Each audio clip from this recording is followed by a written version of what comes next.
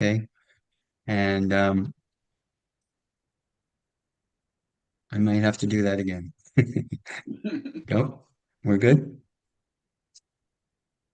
Okay. Welcome to our Gita Wisdom with Lakshmi on Tuesday, March 4th at 7 p.m. Tuesday, March 4th, 2025. Thank you all for joining me. We are going to continue where we left off last week. We're going to finish up more or less the introduction to Gita and then begin with chapter one. So the way we'll do this is after I introduce you formally to the Gita, there's a lot of very ripe philosophical points to make before we get into the actual workings of the Gita, chapter one, and all the way through chapter 18. Um, we will discuss the introduction and some of the history and some of the philosophical points around the Bhagavad Gita. So again, thank you for being here. It is a pleasure to be with you all. So we left off in the Gita introduction. We left off, I spoke a little bit about the spirit of Gita. And the spirit of Gita is actually on the title of the translation of the Gita by my teacher, A.C. Bhaktivedanta Swami Prabhupada. And so he says that the spirit of the Gita is as it is in those three words. And what does that mean? What does he mean by that? It means that there is no need to speculate on the meaning of the Gita.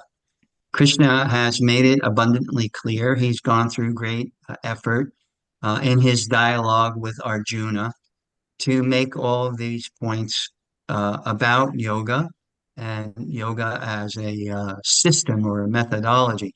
And then that's one point I want to make right from the get-go. Uh, as Westerners, and even some of us who are practicing yoga, oftentimes we don't realize the range of definitions that are there in Sanskrit, in terms of yoga. What is yoga? And so yoga in the regard to what Krishna is doing with Arjuna, it's not like they're performing asanas on the battlefield. They're actually Krishna is introducing to Arjuna a methodology by which he could understand the true nature of things and thus relieve himself of the anxiety and the dejection that he's experiencing when he's on the battlefield and he's facing the different personalities face to face that he is going to have to kill in battle.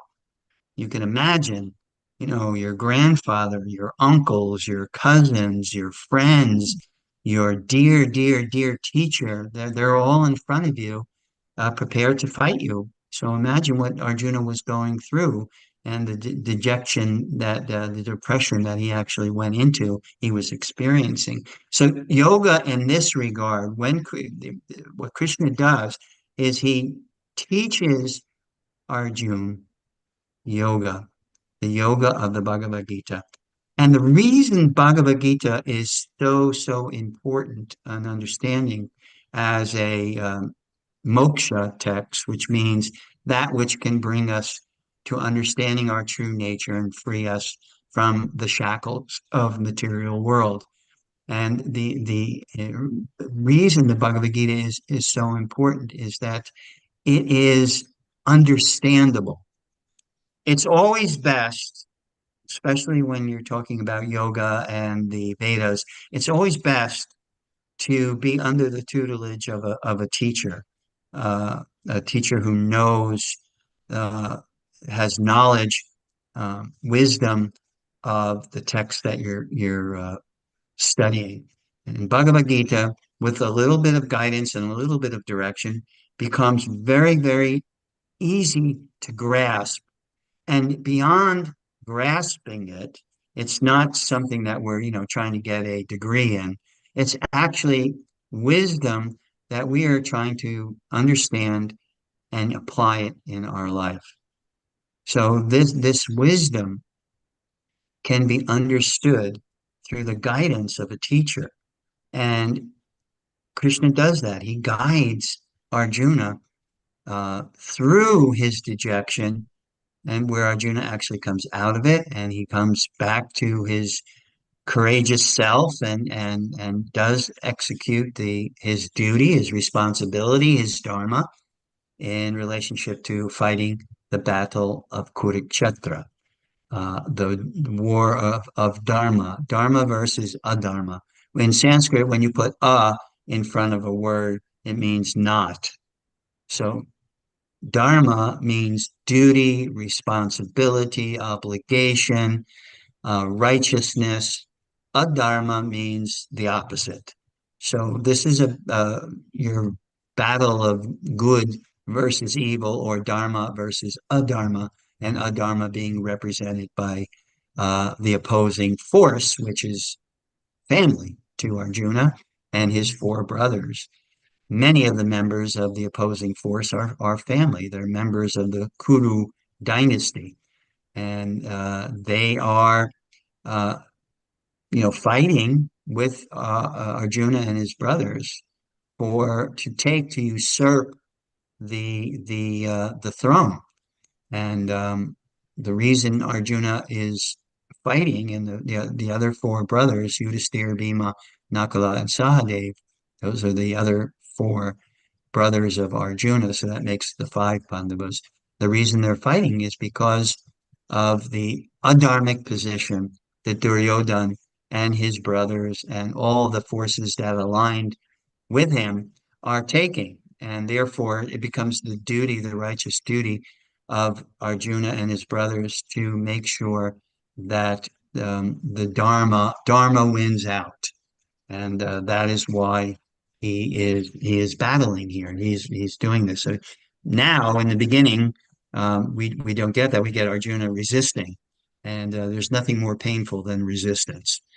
I quite often tell my son that whenever he's resisting following my instructions, it causes distress for him and for me and for everybody. So uh, this resistance of his dharma, his duty, is what is causing him anxiety. So that's why Krishna is going to deliver yoga defined by the great uh, uh, acharyas, the great saints of the past, defined in this reference as the methodology.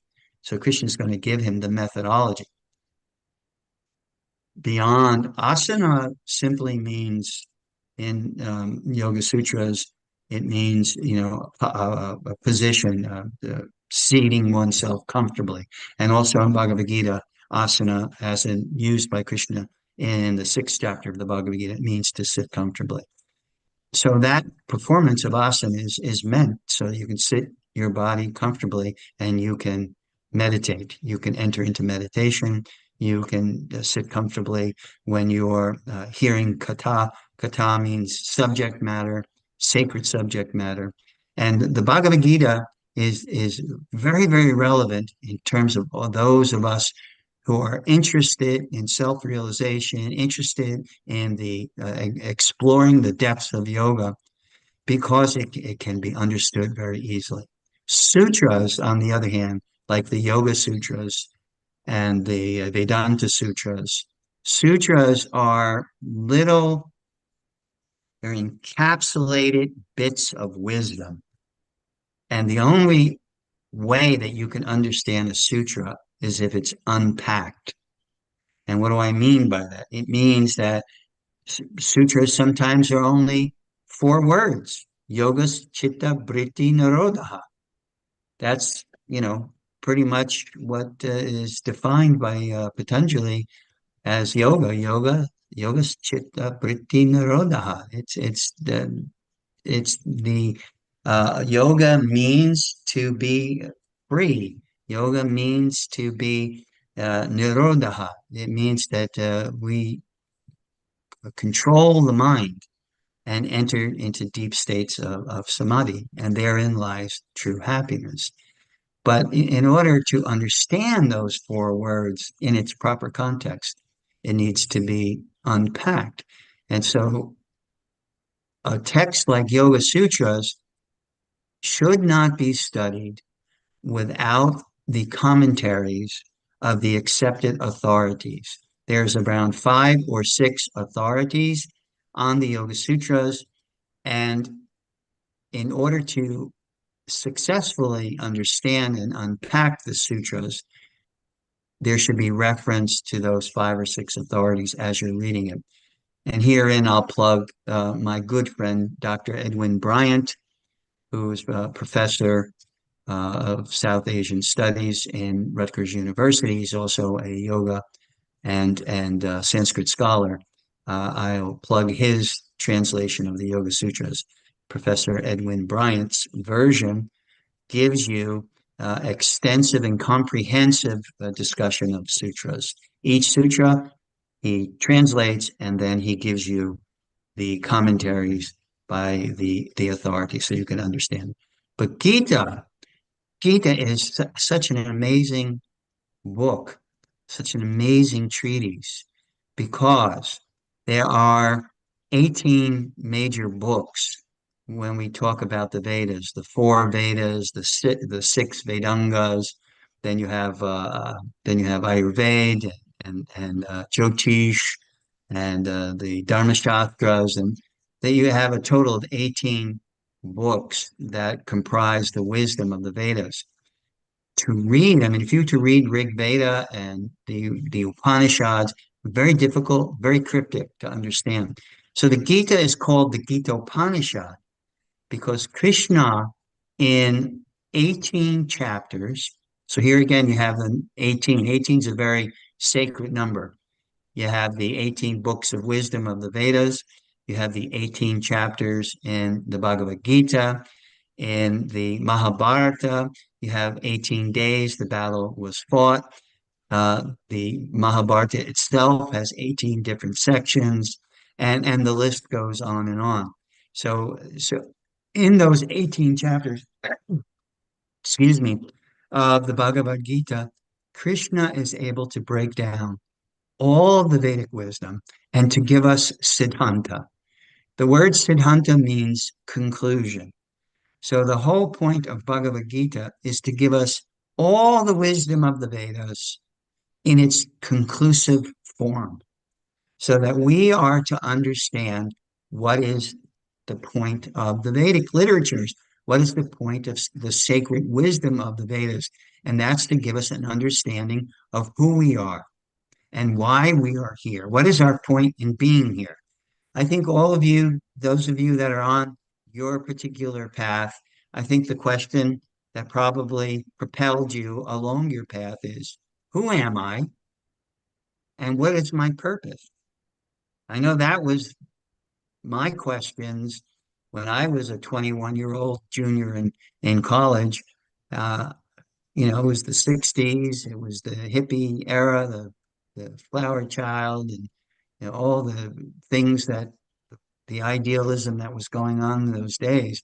But what it did for me, it made me look at my life and say to myself, well, why am I here?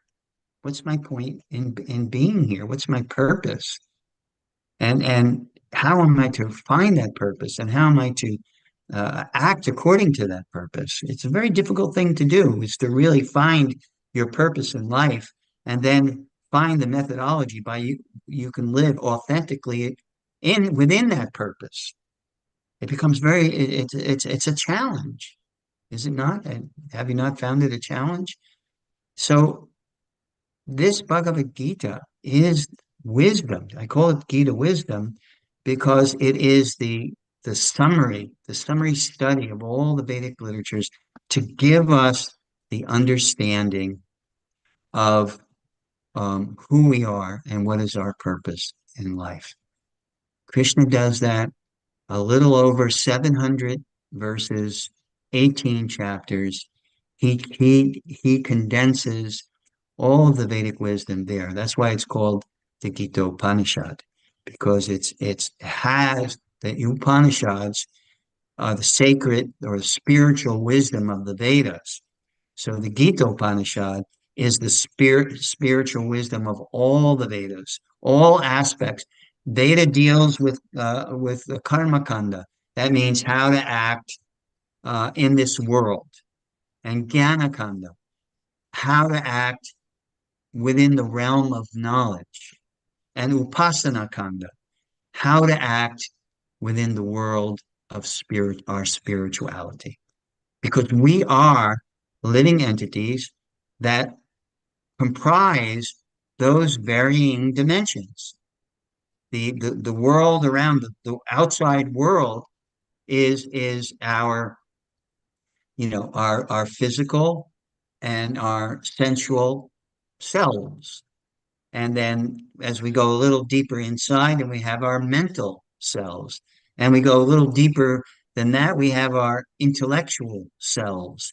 And we go deeper than that, we have our ego, our egoistic selves, our identity selves. But Bhagavad Gita addresses those things, addresses what is the body, what are the senses, how are they distinct from the mind and the intellect and the ego, and ultimately how are they separate and distinct from the soul, and how to identify ourselves in each one of those dimensions or those capacities, ultimately to be connected to our inner self, our spiritual self. And that way, when we are connected to our spiritual self, it has a great influence on how we act externally. When we are connected internally, it has a tremendous impact and influence on how we act externally. That's why the emphasis on for Krishna with Arjuna was the internal, his internal dimension.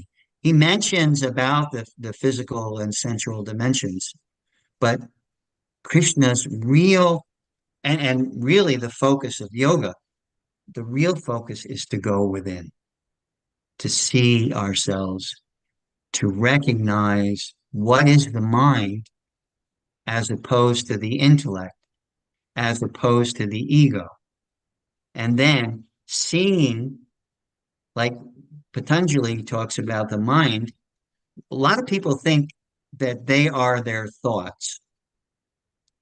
Patanjali makes it very clear that thought, he uses a Sanskrit word which is called vritti. Vritti is just the churnings of the mind. It's the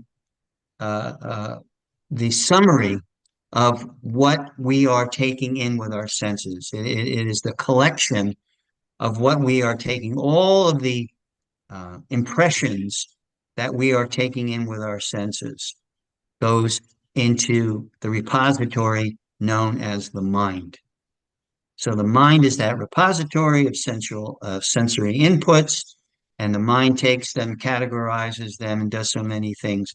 So Patanjali wants us to understand, in his uh, path that he outlines, he wants us to understand that if we can see the mind for what it is and not be duped by it, we can actually control it and pacify it and create an internal environment which is conducive for self-realization. That's what yoga is really doing.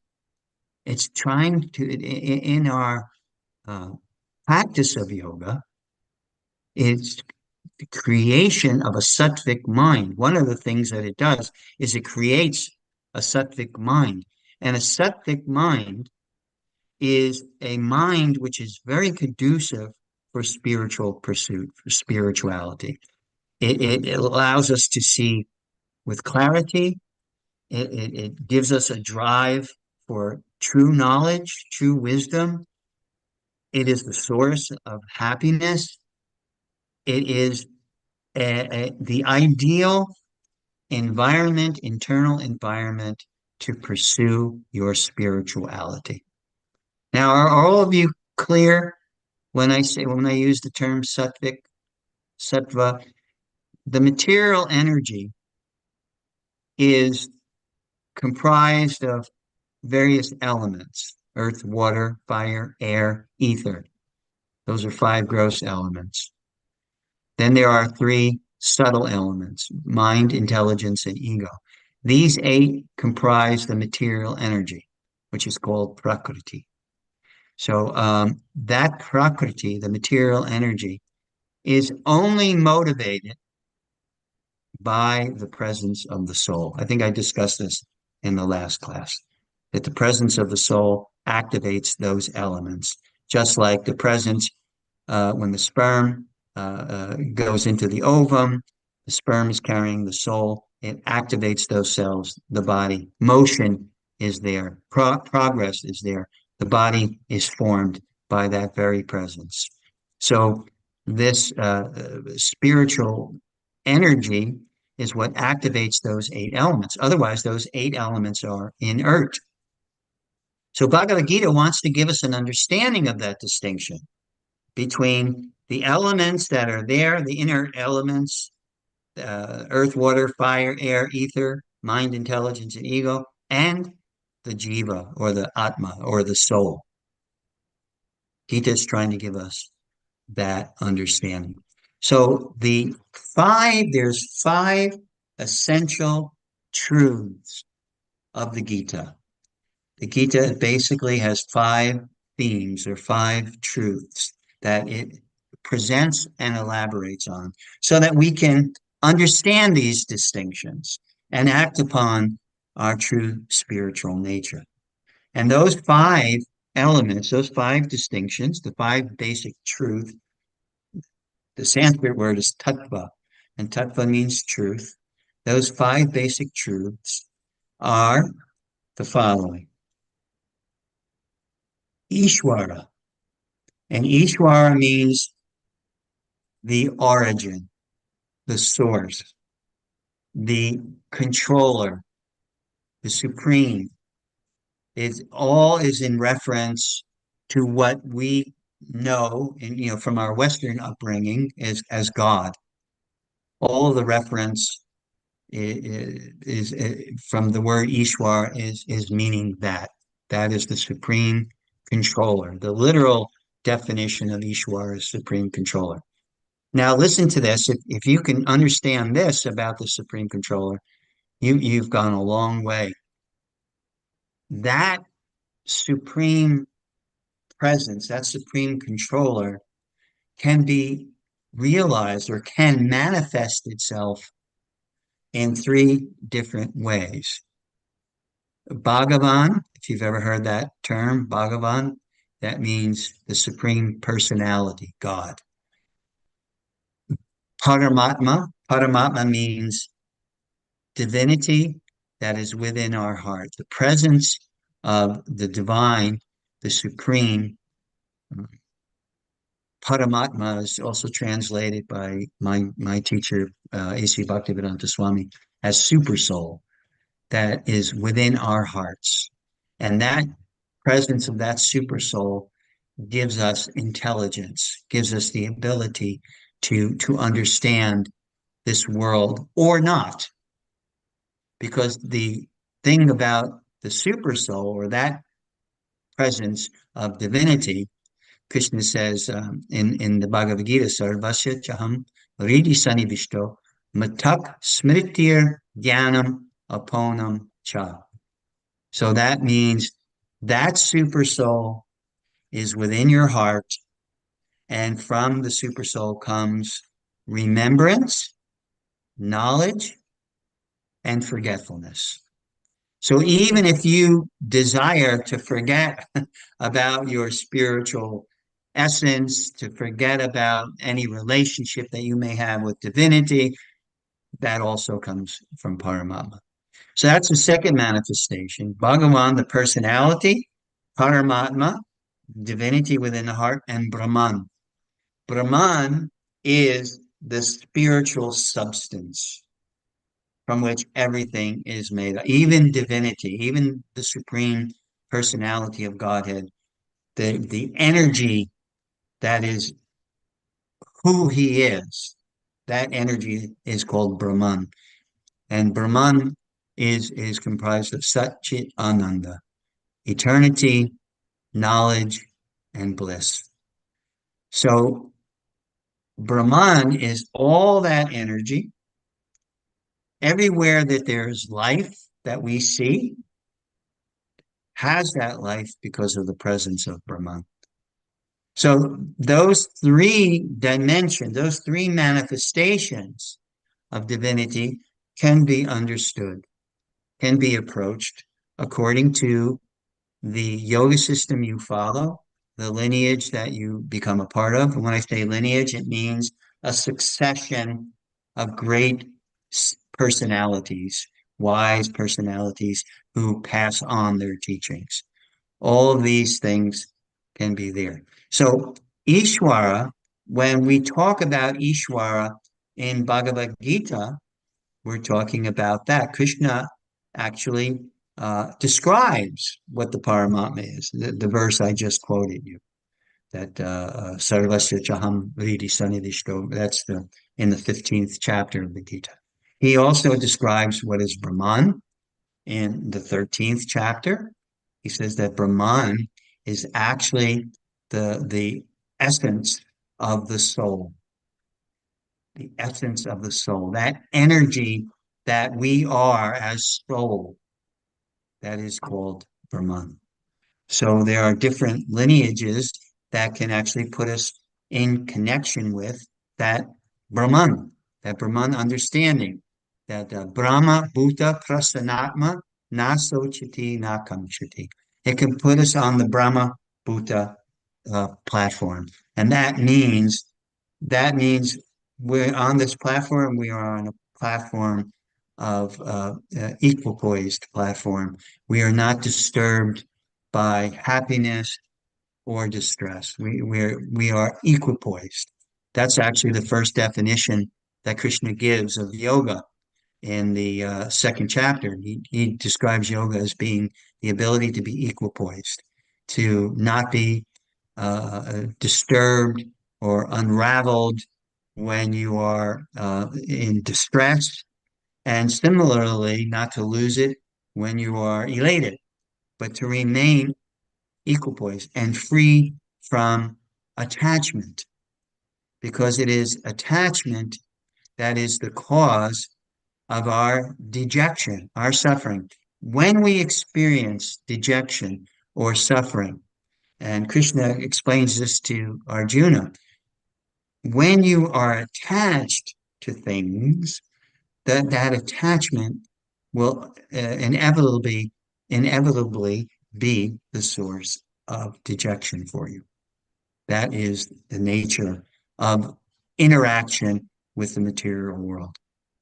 So this dejection what was Arjuna's dejection? He was attached to his reasoning, not Krishna's reasoning.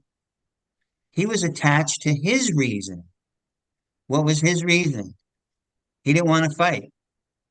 He gave Krishna five reasons. One, compassion. I don't want, he felt compassionate towards the other personalities, even though it was they who started the aggression. It was Duryodhana, his cousin, and his brothers. They were the ones that started it. They were the ones that tried to usurp the throne. But Arjuna, being a noble soul, he had compassion. I don't want to kill them. That was the one reason he gave. The other reason he gave is, if I kill all my relatives and my friends and my teachers, what's to enjoy? There'll be so many deaths on my hands, and most of my family will be gone. What enjoyment am I going to get out of this if I kill everybody? So that was the second reason. The third reason was,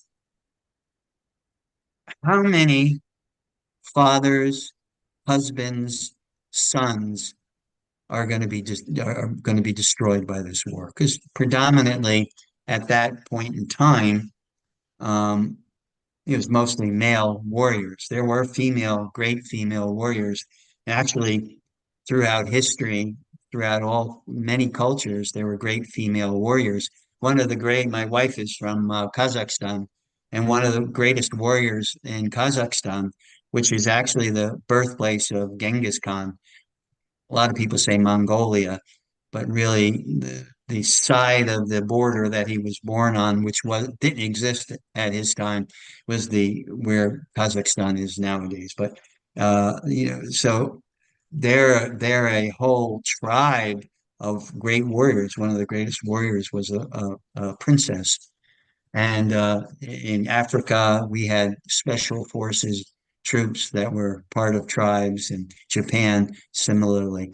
So, but in most of the army was made up of both sides of male warriors. So, what happens when husbands, fathers, sons are killed in the hundreds and hundreds of thousands? Destruction of family, right? Kids are going to be without fathers. Wives are going to be without husbands. Mothers are going to be without their sons. It's going to be a great destructive blow to the family unit. And what is important in terms of happiness, as I mentioned earlier, in terms of the research that you're doing, uh, that the psychologists are doing nowadays, socialization, relationships, and primarily from family. So Arjuna was thinking, the family is going to be destroyed. So I can't fight and kill all these fathers, sons, husbands, and destroy the family unit. The fourth thing he was talking about is sinful reaction. Here's karma in killing. So he was thinking, look what I'm going to do, and look at all the reaction I'm going to get to this, and how much the sinful reaction is going to be there on my head if I kill my grandfather Bhishma, or my cousin Duryodhan, or my uncle Shakuni, or my teacher Dronacharya. If I kill them, look at this, all this sinful reaction that's going to be there. And then, of course, all these four make him indecisive. He just can't make up his mind. So he's attached to his perception of what is going to happen as a result. And Krishna has to rectify that misperception. And quite often, we in our lives we become conditioned by our lives, where we're born, the family that we're born in, the culture that we're raised in, etc. We are raised on misconceptions, and those misconceptions give us a perception of the world, and that perception of the world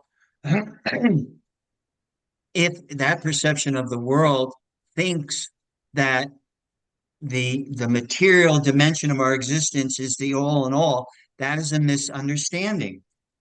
And that's what Krishna is trying to rectify here.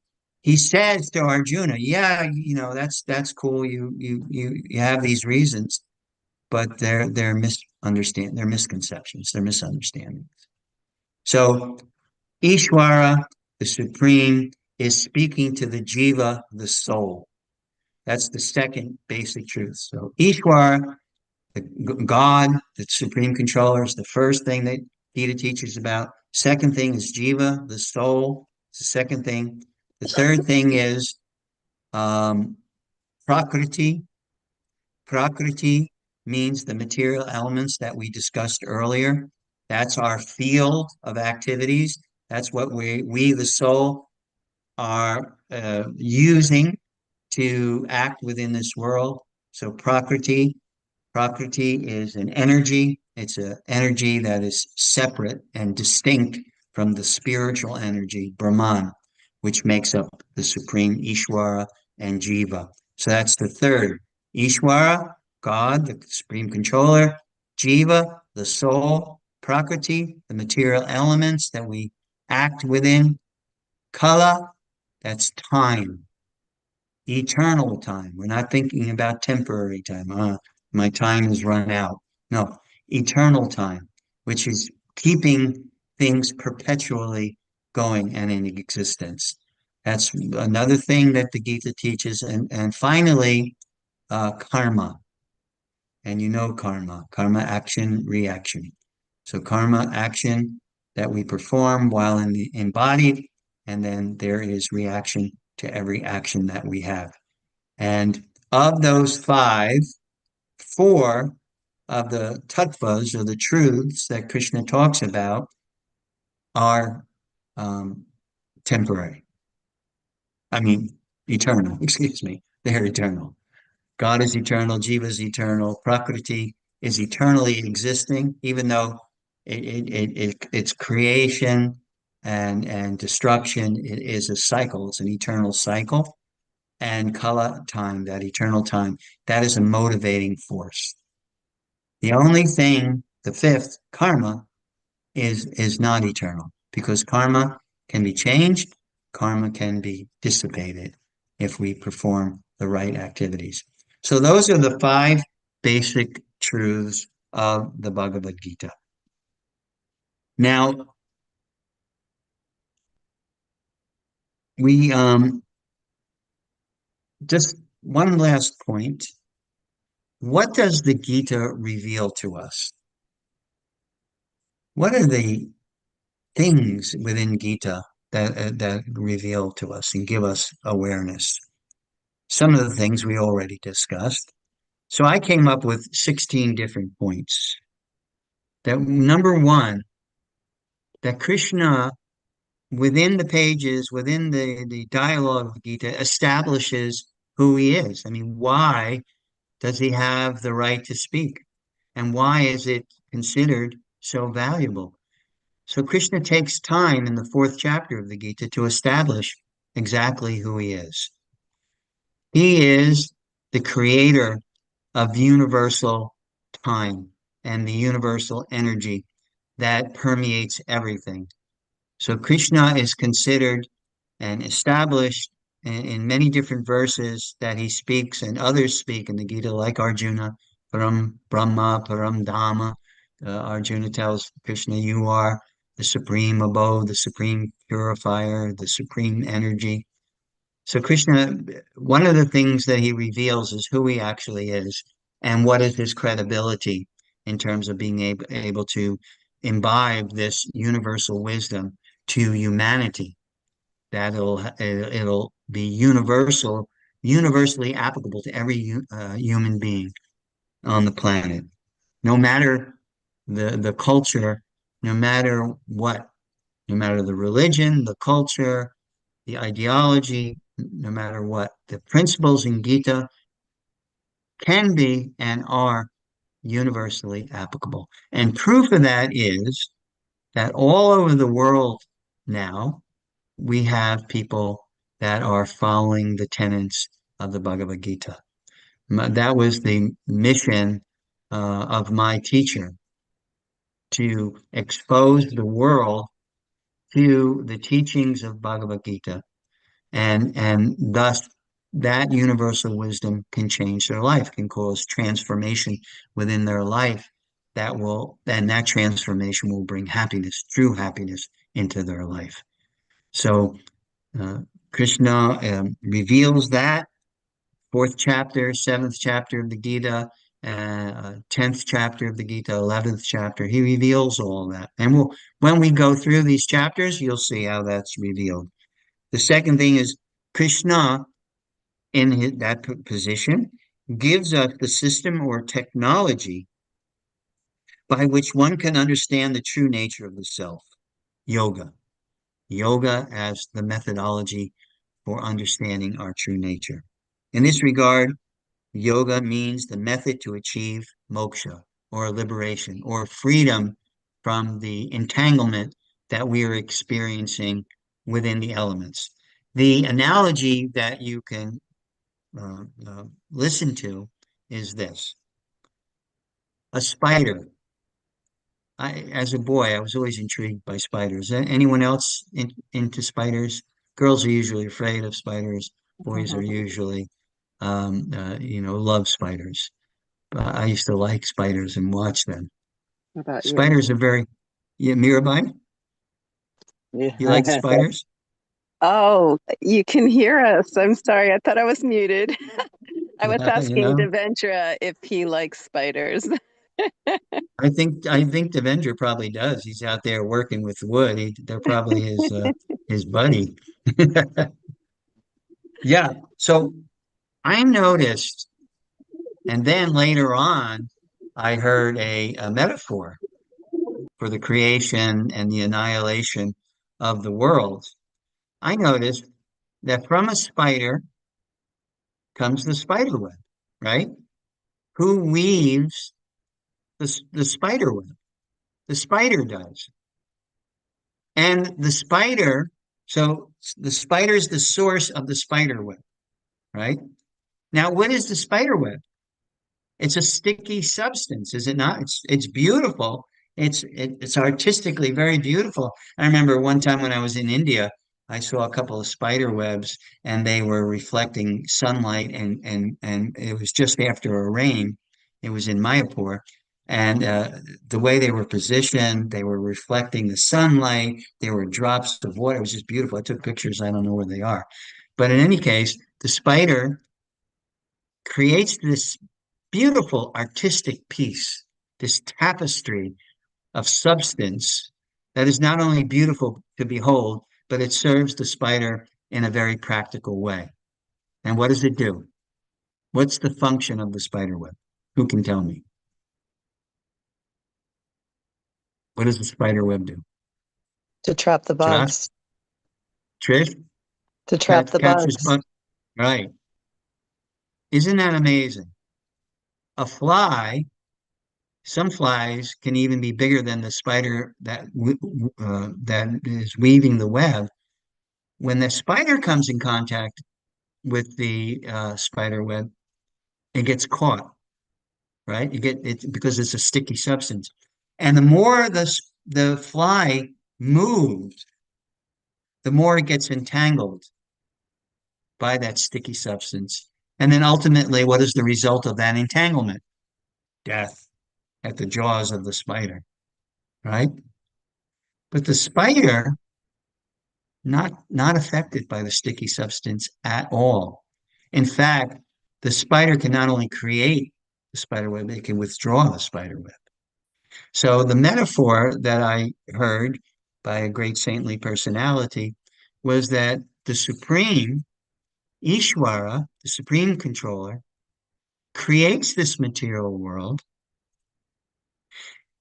can enter into it as we have in the various avatars, Krishna avatar, Ram avatar, all the various avatars, the manifestations of the Supreme, of the Ishvara that comes into this world, can come into this material elements and not be entangled by it. But the jiva, because the jiva is a small particle, one of the descriptions of the jiva is called Tatashta Shakti. It is spiritual energy. The soul, the self, is spiritual energy, but it is finite. That is the distinction between Ishvara and Jiva.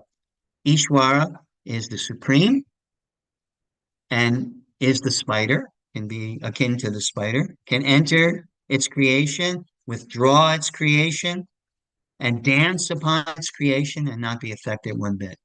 The jiva, because the jiva is very minute, very tiny, very finite entity, when the jiva comes in contact with the material energy, it becomes entangled. It becomes entangled in ways that cause it to be bound to it. Its entanglement is karma.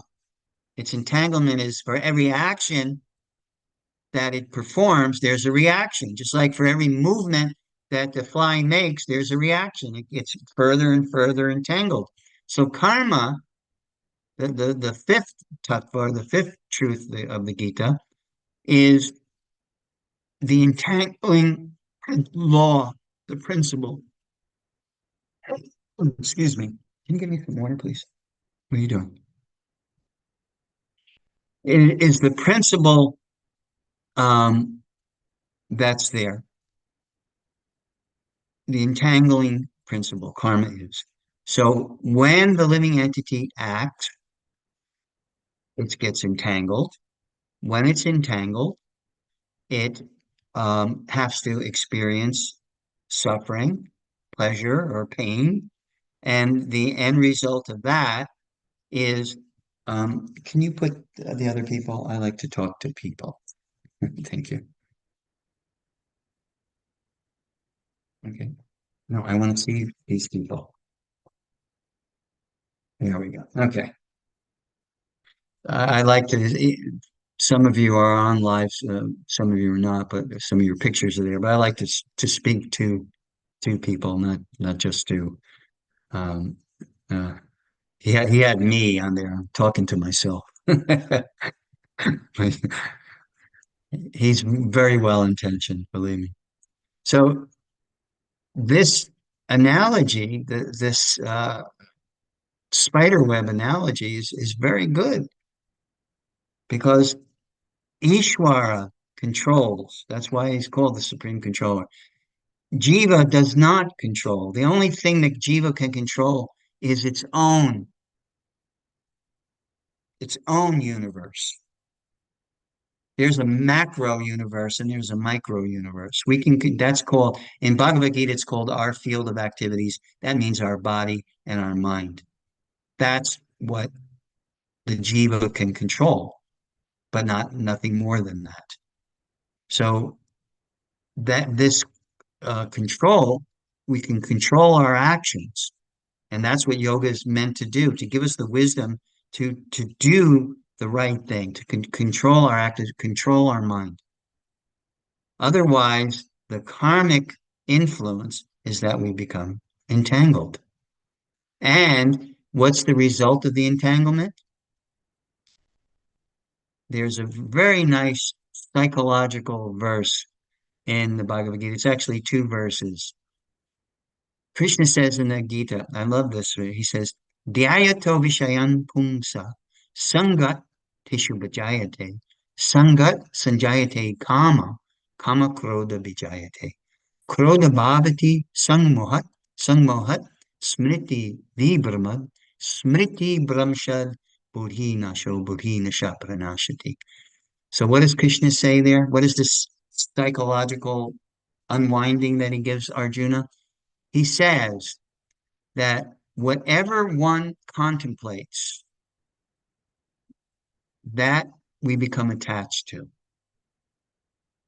That's why it's so important to control our lives, because what we put into our brain, what we put into our mind, what the impressions or the sanskars that we're creating by looking and hearing and smelling, those impressions, they're going into our mind and they create our attachments. And what does attachment do? Now, attachment is actually the source of dejection. That's one thing. Arjuna's dejection or depression was because he was attached to his perception of things rather than the divine, Krishna's perception of things, how things should be. But also in that verse, Krishna says, from attachment. So we contemplate what we focus our contemplation on, we become attached to. Krishna says that attachment, because it's not totally fulfilling. So it ends up being frustrating. And even if we do uh, have our attachments, we get attached to a car, we get attached to a woman or a man, we get attached to money. Even if we do possess those things, those are not ultimately satisfying. So the attachment creates frustration. Frustration creates, uh, um, no, I'm sorry, attachment creates desire for those things. Intense desire for something, the car, the woman, the man, the position, the fame, whatever, creates frustration. Frustration creates anger. Anger creates bewilderment, we become conditioned by our attachments and our drive to achieve and to have our attachments. We become bewildered by that. We lose our intelligence, which means we continue to act in ways that perpetuate our attachments, which are the very source of our suffering. What was Einstein's definition of insanity? Does anyone know Einstein's definition of insanity? It was to do the same thing over and over again and expect different results. So when we pursue our attachments over and over again, whether it be the money or the opposite sex or whatever we pursue, they're not totally fulfilling. They do not produce santosh. Santosh means contentment, just content. They don't produce that. So that ultimately, that bewilderment, that loss of intelligence, we get totally entangled in the spider web of the material energy, and then the ultimate uh, result of that is death. We become attached to what we experience with our externals, and we invest our energy into that, into our externals. But what is the end result of the investment of our energy into those externals? Death. It's taken away from us. So the Gita, giving us knowledge, giving us this wisdom, helps us to see through all this. Knowledge is not a word. Let's take mango, right? What is mango? Mango is a word. What do you experience from that word? You don't experience what is a mango. You may be able to define it. You can say further it's a fruit, etc. But what is the experience of that mango? That comes from taking the object. The word is a sound, shabda, it's a sound. But in order to experience the mango, you have to take the object that sound is describing. That's the actual fruit. And then I did this today, by the way, and when you peel that mango, then you begin to experience. You experience the fragrance, you experience the juiciness of it, then you taste it. So all of your senses are starting to interact with the object. So the journey from shabda, from sound, to experience of object, which is called vigyan. Jnana is knowledge. Vijnana means the realized knowledge, the realization of that knowledge. So this is what Gita is giving us. Not only definition, shabda, word, the material, energy, the soul, etc., but it also gives us the methodology by which we can experience those things. And once we experience, we begin to develop vigyan, realization. So this is introduction to what the Gita actually is and what the Gita will actually do for us. It gives us the yoga. Uh, Yoga will give us an understanding of the world outside and the world inside. Those are two revelations of Gita. There's several more, but I'll stop here and ask anyone if you have any question to ask, comment to make, you like to realization to share. Um, it's all I welcome. have a question. Okay, Jai Krishna, shoot. Okay, it's not a very philosophical one, but it goes back to something you said earlier. I understand, the bodies we take and or due to our past pious and impious activities, this is our karma and all that. But you said something earlier about that the soul is transferred to the ovum through the sperm, correct? Right. According to So the Vedas, that is yeah, I understand. Yeah, I the understand. I'm not trying to stump you. Just I've been studying for decades myself. But it's the first time I actually thought about it. How does the soul get into the sperm in the first place to enter the womb? karma. And you may not, I'm sorry? Yeah, through karma.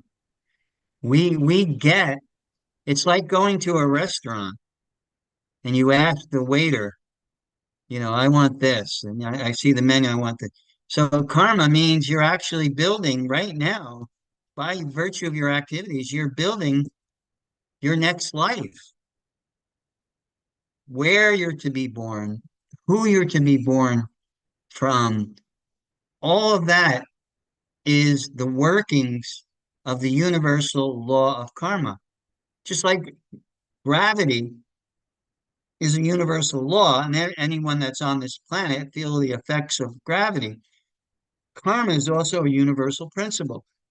It's a universal law, and we feel the effects of karma in many, many different ways. So, where that soul is placed, in what womb, in whose womb that soul is placed, is by virtue of your karma.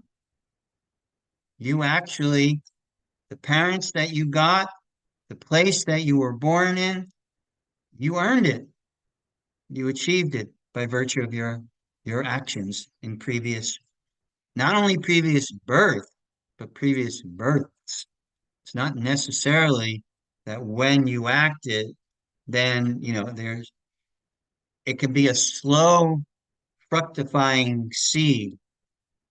The seed of reaction is planted into your heart, and its rate of fructification can vary according to the nature of the action. So it's your karma that has put you in Mr. and Mrs. Gennaro's family. And they say you're genetically disposed one way or the other, but yeah, that may be the mechanics of it, but the metaphysics of it is you're genetically disposed because of karma, how you behaved previously. This You don't lose your psyche. You may At death you may lose your body, but you don't lose the psychological impressions. You carry those with you. So you're predisposed in a particular way. You have inclinations in a particular way because you're predisposed from the mindset that you've been cultivating, the psyche that you've been cultivating for many births. And that's why you are inclined in a particular way. Why are the 8 or 10 people that are on this Zoom, why are you here? You are inclined to find out, minimally, to find out what the Gita has to offer. Maximally, you're looking for moksha. You're looking to get free from the spider web that you're entrapped in. You want to get free from that. Why? Sukriti means action, pious action. There's Bhojan Sukriti, Mokshan Sukriti, and Bhakti Sukriti. And that means that you've done good action that gives you good karma, the result of your good karma. Uh, Result of good karma is you look, you have nice looks, you have intelligence, all of you look very nice, and all of you are very intelligent. That's good karma. Financial stability, it's good karma. You know, all of these things are good karma. But why are you sitting here? Because you performed some bhakti sukriti, that somehow or another you've performed actions that's putting you in the seat that you're in right now. Listening to the kata, or the topics about God and soul and yoga, the methodology to understand my true nature, because you have done something in your previous life, some sukriti, bhakti sukriti, that is putting you again in contact with the Gita. It's not your first connection. Have you ever had an experience like that? You hear something and it's like, I mean, where does the French word déjà vu come from? You know, I've been here before. But you hear something and it really rings true to you, right? It rings the bell loud and clear. That's because you have contact with it before. So that's why how the soul gets implanted. The soul, the sperm, and the reason why the scholars, the sacred ancient scholars say that the soul is active and the ovum is not. The ovum is just a conglomeration of cells, and it only begins its formation when there is the sperm pierces the protein shell of the ovum and enters into the mass of cells. Then, upon the entry of the sperm, then formation takes place, motivation takes place. So we move in terms of location, we also move in terms of time. So that time that we're in the womb, the 9 or 10 months that we're in the womb, that all of that's taking place because of activation, which is caused by the sperm carrying the soul into its environment, its field, and then boom, they act almost immediately when the sperm gets in there, almost immediately there's transformation that takes place. That transformation, as sudden as that transformation is, that will be the transformation that will happen to you when you come in contact, when you pursue seriously your spiritual journey. Just as that happened like that for the soul and the ovum, the whole thing to get motivated. Your spiritual journey can happen just like that. Transformation can be there. This is a book. Bhagavad Gita is a book of transformation. It can help you transform consciousness to purity. Where else? What is the first chapter called in Bhagavad Gita? Does anyone remember the Sanskrit word? Arjuna Vishada Vishada Yoga. Yoga. Vishada Yoga. Thank you, Shakti. Hmm. What does Vishada mean, Shakti? Um, um, I'm trying to find the word, Prabhu. It's um, Dejection. yeah, Dejection or injection, depression. depression. Yeah. So you know what the great saints say? Because some people say, how can dejection be yoga? Every chapter of the Bhagavad Gita is a yoga. It means it's a methodology that will lead us in our progression to self-realization. So you know what the saints say? Vishada leads to prasada. Prasada. And you know the definition of prasad, one definition is mercy, but another definition, a synonymous definition, is purification, purified heart. So Krishna is revealing to Arjuna that your Vishada is leading to Prasada.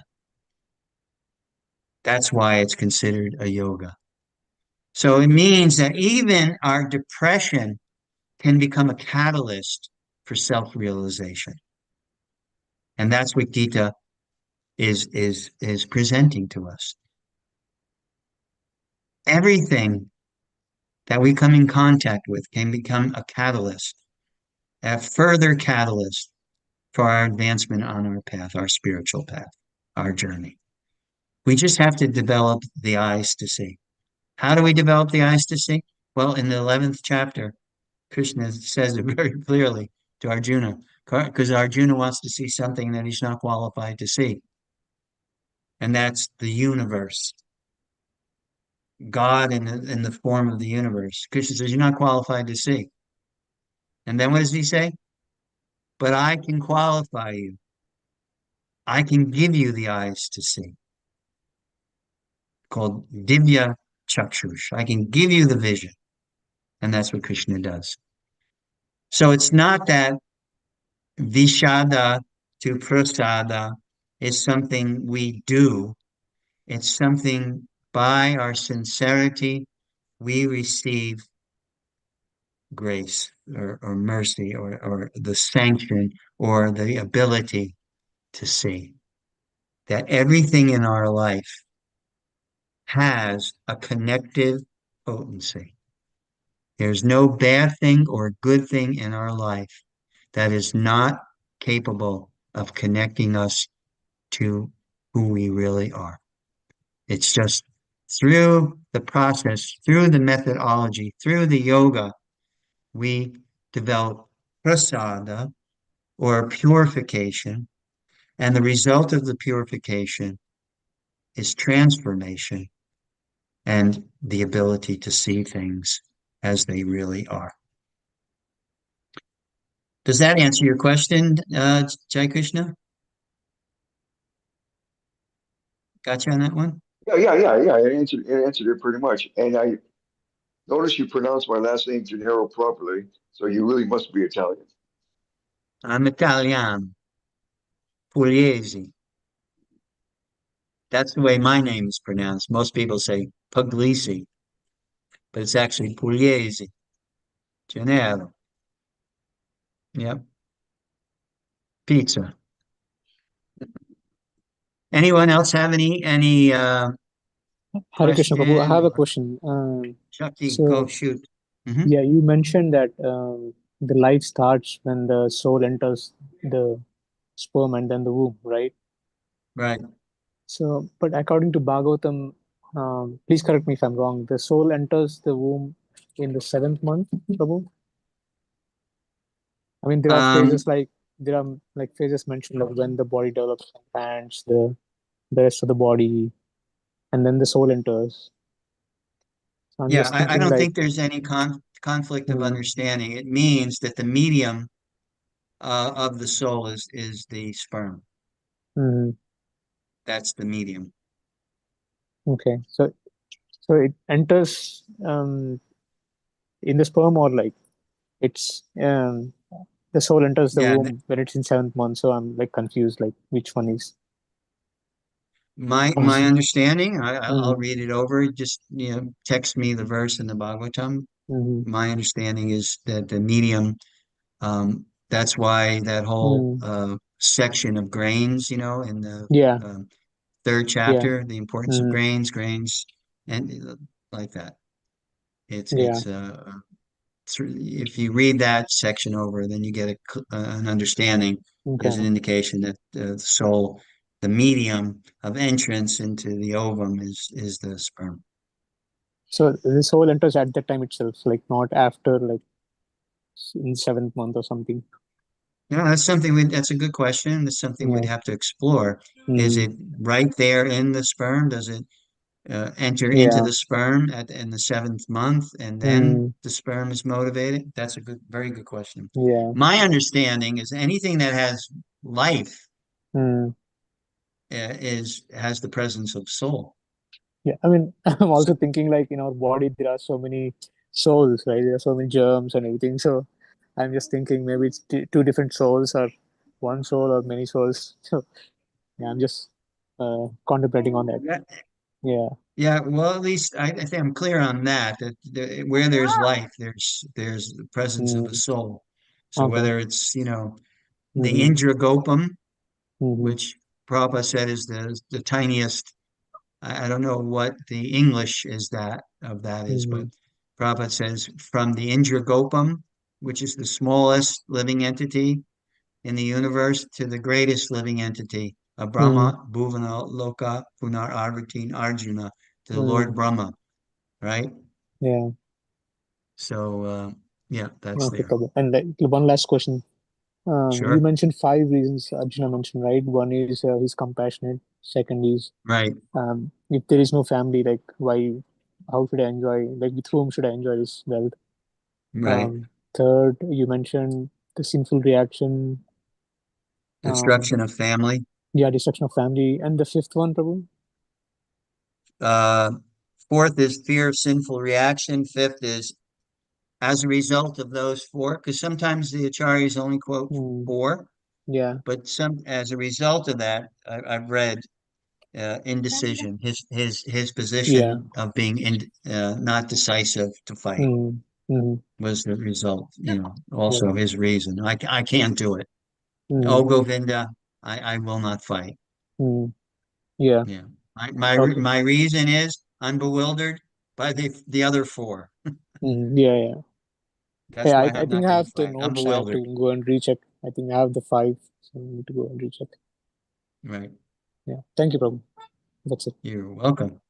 Anyone have any other question or comment or realization out of this? Hopefully the realizations will flow as we progress and we talk a little bit in greater detail. I wanted to give you the benefit of the backstory of the Gita so that being that we're going to be studying the Gita, we should know what the Gita is about. So I took a little time, two classes. So next class, we'll start with the first chapter, first verse. It's a very famous verse and a very profound verse, and it'll talk about Dharma. We'll get the subject of Dharma introduced to us. So that will be our next class, March 11th, Tuesday evening, March 11th. And spread the word. It's always nice to have community where we're together and hearing this wisdom from Bhagavad Gita. You're not hearing it from me, you're hearing it from the Gita itself. So thank you so much. I Thank appreciate. you, Lakshmi. Thank you. Thank you all for your association. Love the metaphor of the spider web that really Yeah, kind of brought that point home about entanglement. yeah. It's It a gives you a whole great new perspective on illustration. Yeah. spiders, right? I got Wow. every day. I pick flowers, for our deities, and I got caught in a spider web and was like, get off of me, get off! And then I thought the spider was on me, and it's like, yeah, that Oh, entanglement. boy. Mhm. So And hi, that's the Joshua. Hi, Mirbai. How you doing? Mirbai. Bye, Mirbai. I got it right. It's I okay. hit the Good to Canadian see you, take brother. good to see you. Good to see or hear all you. right, everybody. Good to see you all. Hope to see you next week. And until that time, have a happy, healthy, and holy week. Thank you Hari, so much. Thank you, Prabhu. Hare Krishna. Thank you. Haribol. Hari, Hari.